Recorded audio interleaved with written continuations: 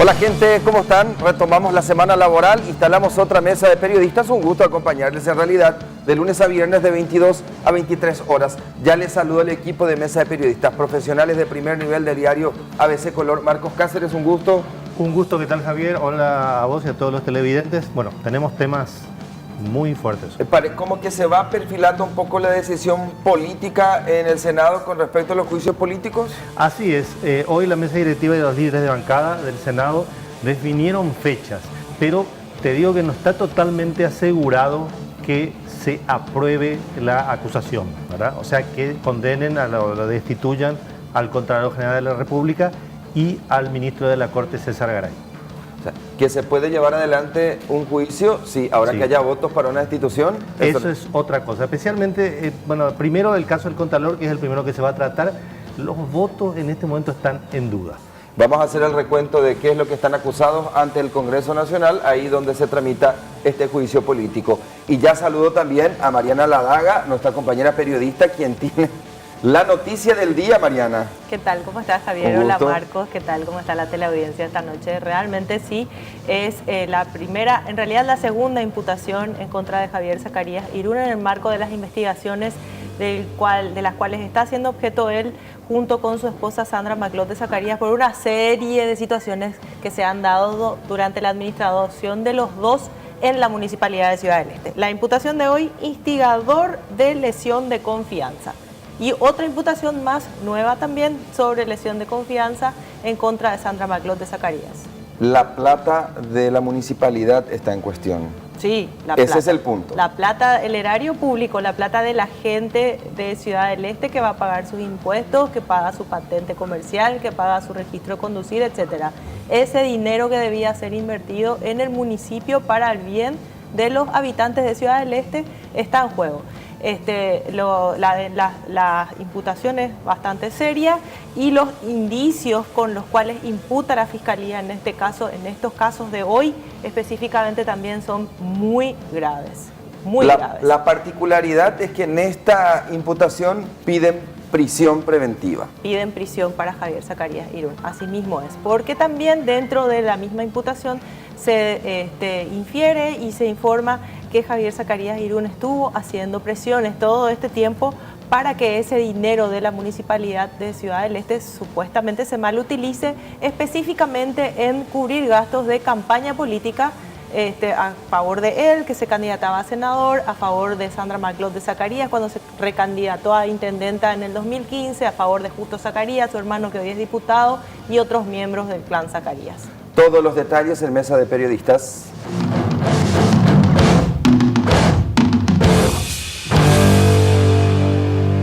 Vamos hasta Concepción, primer departamento, ciudad de Concepción. Está nuestro compañero Aldo Rojas, porque en la tarde se registró un cateo sorpresivo. Aparentemente esto no gustó a integrantes del primer comando capital, quienes están recluidos en la penitenciaría de Concepción y en consecuencia tomaron como rehenes a varios guardiacárceles. Aldo Rojas, te saludamos de Mesa de Periodistas, un gusto. Igualmente, Javier, saludo a toda la teleaudiencia, como así también a los compañeros quienes están allí en estudios. Efectivamente, cerca de las 17 horas se produjo un cateo en el pabellón F de condenados de la Penitenciaría Regional de Concepción. Esta cárcel está ubicada a 5 kilómetros del casco urbano de la capital del primer departamento. En ese cateo, en esa requisa, fueron tomados los guardiacárceles de rehenes: Luis Aveiro, David Cardoso, Manuel Farías, Carlos Ojeda y Casiano Moraes. Todos ellos fueron heridos. El de más gravedad es Luis Aveiro, quien es el jefe de seguridad de la Penitenciaría Regional de Concepción. Estos guardiacárceles fueron tomados por miembros del primer comando da Capital PCC que están recluidos, reitero, en el reclusorio aquí de la capital del primer departamento. Posteriormente fueron advertidos los demás guardiacárceles de esta situación y también fueron ya convocados los miembros de la Policía Nacional, principalmente los antidisturbios. Los cascos azules llegaron hasta el lugar con balines de goma, como así también con gases lacrimógenos, estuvieron irrumpiendo en el pabellón F para poder precisamente liberar a los 5 guardiacárceles que estaban en ese lugar retenidos. Posteriormente, estos agentes penitenciarios fueron llevados hasta el Hospital Regional de Concepción en ambulancias tanto de la policía, del Cuerpo de Bomberos Voluntarios de Concepción, digo bien, como así también de la Penitenciaría Regional de Concepción. De acuerdo a los datos que nosotros estamos manejando, son 5 los integrantes de el grupo autodenominado Primer Comando da Capital. Estamos hablando de Osvaldo Rodrigo Pagliaro, Gerson Ortiz Méndez, Luis Carlos Amarilla y Lorenzo Jiménez Fernández, quienes serían los responsables de este amotinamiento, Javier, y teleaudiencia, y que en las próximas horas estarían siendo trasladados a diferentes penitenciarías del país. Todos estos miembros del PCC que están recluidos ahí en la Penitenciaría de Concepción están en un mismo pabellón por una cuestión de seguridad, por una cuestión de estrategia también, Aldo. Claro, es un pabellón de condenados, así lo denominan a este pabellón F de la Penitenciaría Regional de Concepción. Hay que decir, se estaba realizando la requisa, aparentemente esto molestó a estos criminales y allí pudieron finalmente tomar de rehenes a estos 5 miembros de la seguridad de esta penitenciaría, que reitero está a 5 kilómetros de la ciudad de Concepción. Momentos de tensión se vivieron, se escucharon, por ejemplo, disparos en un momento dado para poder justamente persuadir a estas personas que tomaron de rehén a los agentes penitenciarios, Javier. Tengo entendido, Aldo, que sí, heridas importantes recibieron o quedaron con heridas importantes estos guardiacárceles. Inclusive uno de ellos está siendo traído o sacado de Concepción porque requiere ingresar a terapia intensiva después de una cirugía. Sí, se trata de Luis Aveiro, quien recibió varios golpes, vimos por ejemplo en el rostro, en la boca, como así también en la frente, y una estocada en la parte del pecho por encima del corazón, del pecho lado izquierdo, Javier, que aparentemente es la herida más grave que ha tenido este agente penitenciario y por el cual fue precisamente intervenido quirúrgicamente y requiere de atenciones especiales de cuidados intensivos y estaba siendo trasladado desde Concepción hasta otro centro asistencial para precisamente ingresar a una unidad de terapia intensiva. Aldo, ¿este es un hecho aislado o tendría algún relacionamiento con el amotinamiento que se registró la semana pasada en Coronel Oviedo? Los datos que nosotros manejamos, Javier, que a priori al menos es precisamente, o sea, se da esta reacción precisamente a raíz de la requisa que se realizó ya en la mañana de hoy en un sector de la Penitenciaría de Concepción y ya cerca de las 17 horas en el pabellón F. No se descarta que también sea algún tipo de reacción de los miembros del PCC precisamente por la expulsión de algunos de sus miembros del país. Bien, Aldo, estamos atentos para ver qué otras informaciones aparecen en torno a este caso. Que tengas buena noche. Igualmente, hasta luego. Hasta luego, Aldo Rojas, nuestro compañero periodista desde Concepción. Reiteramos, 5 guardiacárceles heridos después de este amotinamiento, toma de rehén en la Penitenciaría de Concepción, que a propósito ahí también están recluidos los condenados o algunos condenados por secuestros y quienes serían miembros de este grupo criminal autodenominado Ejército del Pueblo Paraguayo. Reiteramos, el PCC, el grupo, que son como 20 más o menos recluidos en esta penitenciaría, toma a 5 de los guardiacárceles y uno de ellos está gravemente herido. Inclusive después de una cirugía de urgencia lo están sacando de Concepción en busca de una cama en unidad de terapia intensiva. Bien, y nos ocupamos de otros temas. Vamos a la política local nacional y que tiene que ver con 2 juicios políticos que están pendientes de tratamiento Y en la reunión de comisión directiva de Cámara Alta, bueno, van como perfilando un poco fecha eventualmente, Marcos. Sí, la fecha que se fijó para reiniciar el juicio político al Contralor General de la República, porque Javier, esto se inició el año pasado, o sea que se inicia con la acusación en la Cámara de Diputados. Pasó al Senado, pero se mantuvo ahí congelado, justamente porque hay muchas cuestiones que tenemos que explicar. Acá, ¿qué pasa si se lo saca el Contralor? Suponete que haya mayoría, tiene que haber mayoría de 2/3. ¿No se tiene que elegir otro Contralor? No. La ley es muy clara, lo reemplaza el subcontralor. Y tenemos un caso, porque Patria Querida exige que aparte del Contralor también se lo saque al subcontralor o renuncie, se haga un acuerdo político para que él se aparte. ¿Por qué? Porque el subcontralor es colorado.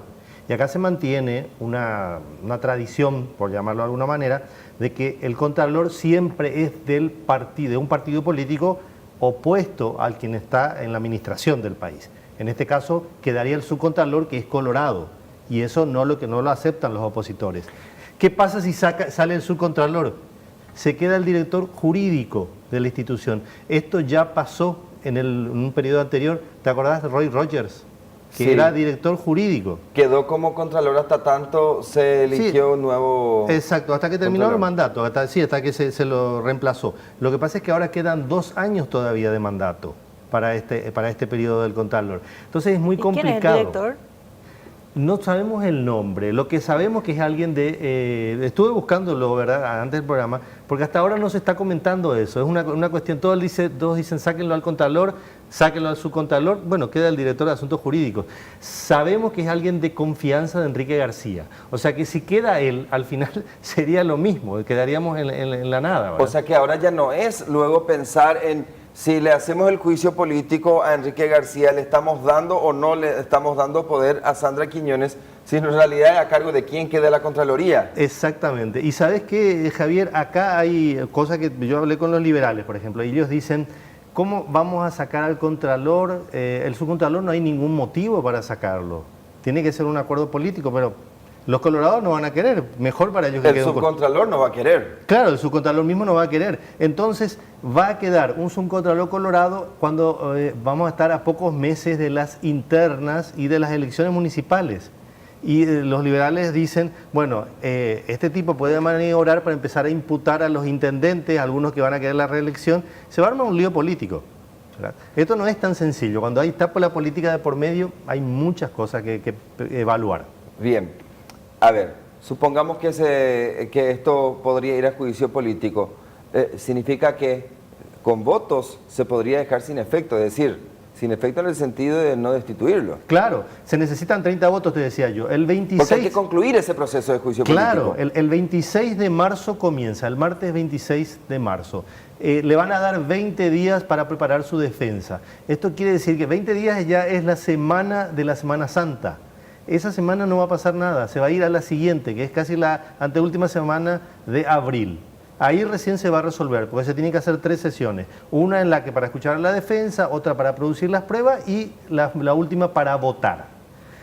Todo este tiempo va a ser de negociaciones. Se va a evaluar, unos van a poner sus argumentos, va a ser una negociación política para ver si conviene o no. Esto podría tener eventualmente relación con otras decisiones que tenga que tomar el Senado, como por ejemplo, ministro de Corte. Sí.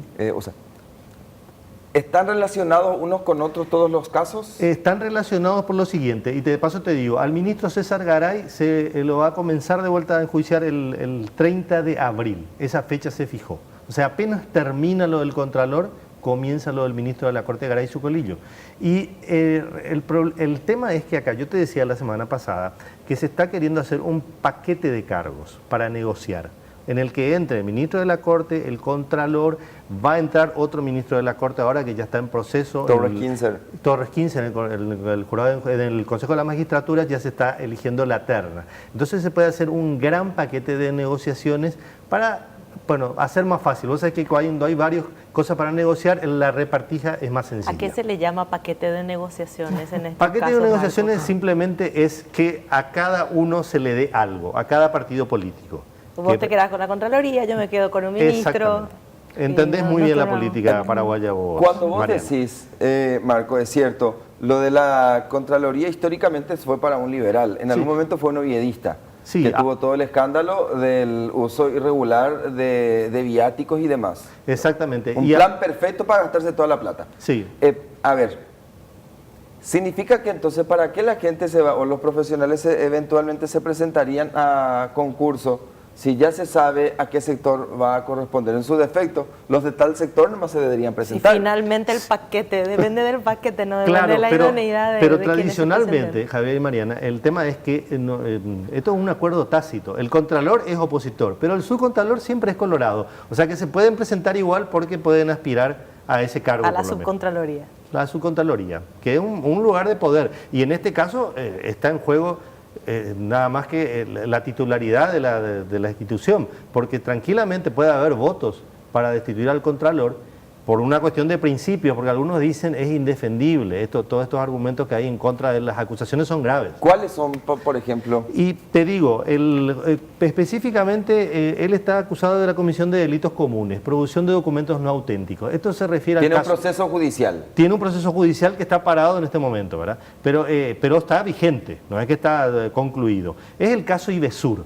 A él se le acusa de haber falsificado documentos para hacer creer que supuestamente había apelado este juicio que tiene Ivesur contra la Municipalidad de Asunción. Pero se probó de que él fabricó sellos, ¿verdad? En forma...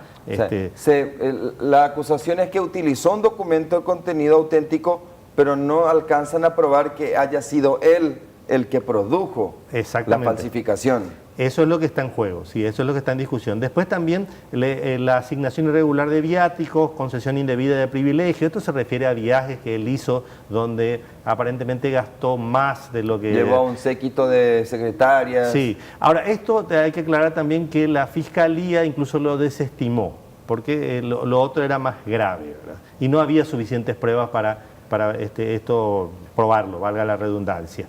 Y lo que ocurre ahora es que la Cámara de Diputados la semana pasada agregó otras dos acusaciones.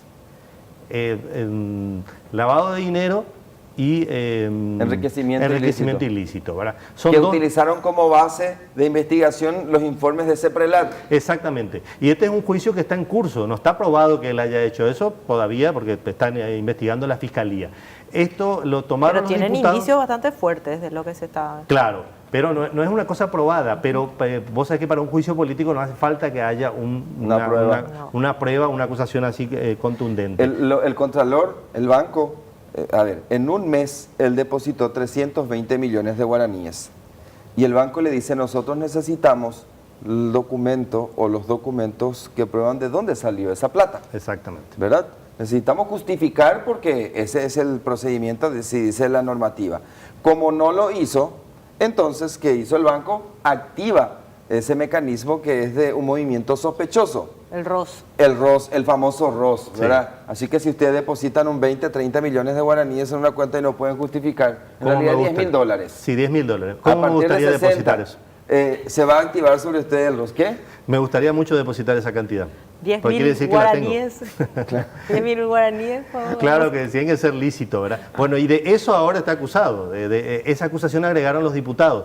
Y el Senado está viendo qué hacer, porque no hay antecedentes de que se haya aprobado un juicio, una acusación en la Cámara de Diputados y después la Cámara de Diputados resulta que pasado un tiempo agregó más acusaciones. No hay antecedentes. Y ellos se van a, digamos, asesorar. Va a haber un asesoramiento jurídico para ver si corresponde.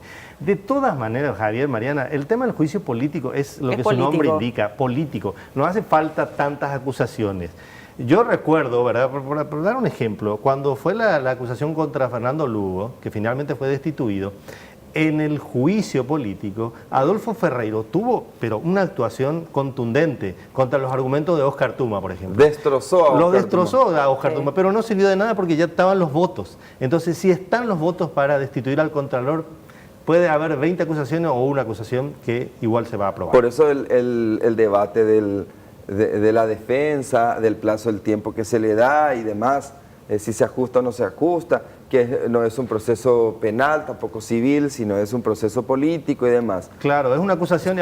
Puede haber 20 acusaciones, en todas se prueba responsabilidad, pero si no hay votos para destituir, Claro, acuérdate lo que pasó con Raúl Cubas, el presidente. Él se dio cuenta de que había votos para destituirlo. Entonces se va. Entonces se fue, renunció, ¿verdad? Y esto no fue un juicio político, sino para sacarle los fueros al general Rodríguez, ¿verdad? Él también se fue a defender y tuvo los votos para atajarlo, o sea, no hubo votos para sacarle los fueros. Había varias acusaciones graves, pero no se pudieron seguir investigando porque no le sacaron los fueros. Entonces lo que se dan los plazos en realidad son para negociar votos. Sí, Eso es. Sí, muchas veces eso. Cosas. A veces ya están los votos previamente. En el caso de Lugo ya estaban los votos desde el principio. Cantado, pero de hecho por eso lo hicieron en 48 horas. Claro, por eso lo hicieron rápidamente para evitar que hubiera una manifestación o cualquier cosa rara, ¿verdad? Eso es lo que pasó. Bien. Cuando regresemos, también Marco tiene detalles para nosotros con respecto al eventual juicio político que ya nos dijo de un ministro de corte, es decir, podría haber 3 vacancias ya a partir de ahora. Todos los detalles, pero Mariana está preparando también todos los detalles para contarnos al regresar de qué se trata esta nueva imputación sobre Javier Zacarías Irún, Sandra Magleot. Pero no solamente eso. Es un escándalo. A estas alturas ya es un escándalo. Es literalmente un escándalo. Ni siquiera ya, o sea, no se funde solamente en un proceso de investigación, en un escándalo, en un hecho bochornoso acaecido. Sí, monumentalmente bochornoso. Todos los detalles en minutos.